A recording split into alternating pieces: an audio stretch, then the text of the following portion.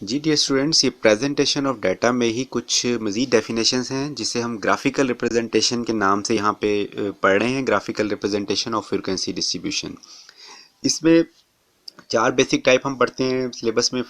Basic जो statistics का syllabus है, सबसे पहले है हिस्टोग्राम। हिस्टोग्राम, फ्रीक्वेंसी पॉलीगॉन और फ्रीक्वेंसी कर्व, ये चार ग्राफिकल रिप्रेजेंटेशन जो बेसिक टाइप हम पढ़ेंगे।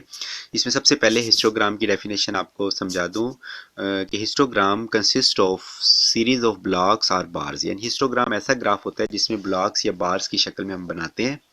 Height of the bar is proportion to the size of the frequency. अब ये देखें, यहाँ डायग्राम भी बनी हुई है।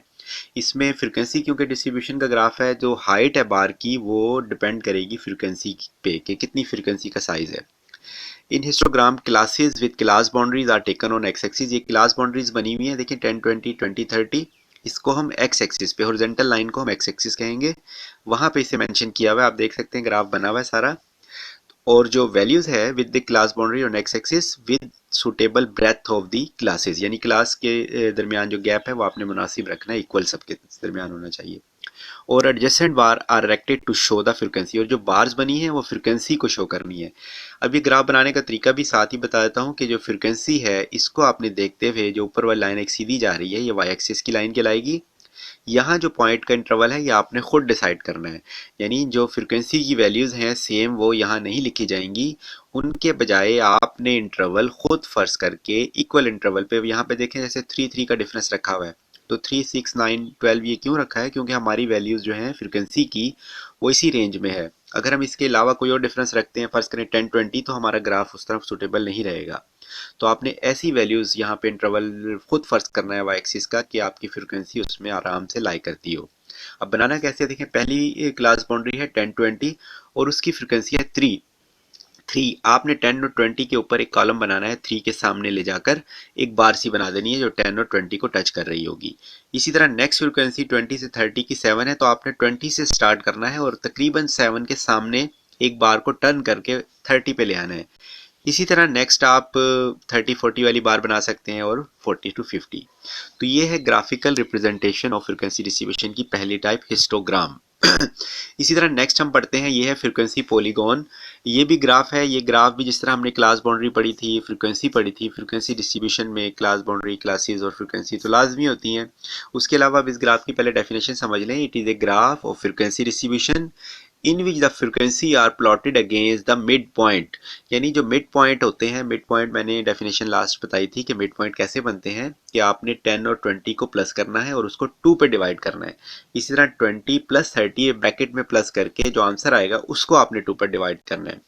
तो जो फ्रीक्वेंसी पॉलीगॉन है, ये ग्राफ किस चीज़ का है? frequency distribution in which the frequency is plotted against the midpoint of the classes. The point are joined together to get a frequency polygon. फिर उन पॉइंट्स को आपने मिला देना है तो वो फ्रीक्वेंसी पॉलीगॉन का ग्राफ बनेगा। अच्छा, अब ये मैं इसको समझाता हूँ डिटेल से, लेकिन उससे पहले एक और definition, frequency curve. Frequency curve भी जो है ये भी ग्राफ है, लेकिन इसमें क्या है, curve is drawn by joining the mid point in which the points are not. यानी इसमें क्या है, आपने ये भी उसी की तरह मिड पॉइंट को आपने मिलाना है, लेकिन इसकी कंडीशन क्या है कि points are not joint by straight line. इसमें स्ट्रेट लाइन यानी स्केल के जरिए, फुट्टे के जरिए आपने नहीं मिलाना। It is form by smoothing free hand drawing. इसको आपने ज़्यादा ना हाथ से इसको ड्रा करना है। ये फ्रीक्वेंसी पॉलीगॉन है। अब इसकी एग्जांपल देखें, ये हमारे पास क्लास बाउंड्री ऐसे होती है 10 20, ये टच करती हैं लिमिट्स दोनों, 20 से ख़त्म होगा, 20 से स्टार्ट होगा। अगर इस तरह की क्लासेस हैं तो ये क्लास बाउंड्रीज कहलाएंगी। इसके सामने फ्रीक्वेंसी होती है, उसके बाद एक्स हमने खुद बनाया, वो मिड पॉइंट कहलाता है कि आपने 10 plus 20 divided by 2, 20 plus 30 divide by 2, इसी तरह 30 प्लस 40 डिवाइड बाई 2, ये एक्स मिड पॉइंट का कॉलम आ गया। अब ये जो जिस तरह लास्ट ग्राफ हमने हिस्टोग्राम बनाया था, उसी तरह यहाँ पे क्लासेस यानी 10 और 20 जो क्लास बाउंड्री है वो तो हमने उसी तरह ड्रा की हुई है, समझे। अब आपने जो सेंटर में उसके मिड पॉइंट है उसको भी मेंशन कर देना है, यानी सेंटर में 15 आता है तो 10 और 20 के दरमियान 15 का भी एक पॉइंट लगा लेना है।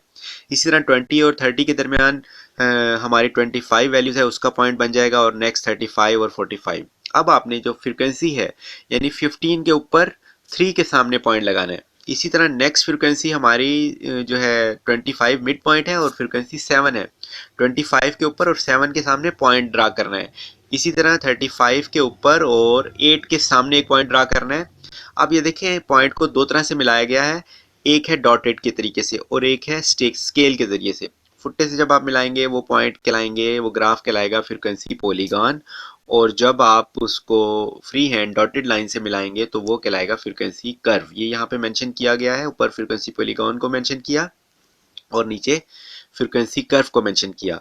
तो ये ग्राफिकल टाइप्स हैं, तीन हमने पढ़ी हैं। इसी तरह इसमें कम्युलेटिव फ्रीक्वेंसी कर्व भी है, एक ओगिव कहते हैं, वो नेक्स्ट फिर पढ़ेंगे। कम्युलेटिव फ्रीक्वेंसी पॉलीगॉन का ग्राफ होता है, उसको हम ओगिव भी कहते हैं। यहाँ तक हमने पढ़ा फ्रीक्वेंसी कर्व। इसके बाद क्लासिफिकेशन की डेफिनेशन मैंने लास्ट टॉपिक में भी बताई थी। The process of arranging data into classes or categories according to some common characteristics present in the data is called classification। तो ये प्रेजेंटेशन ऑफ डाटा से मतलब कुछ डेफिनेशंस हैं, इनको भी आप अच्छी तरह तैयार करें।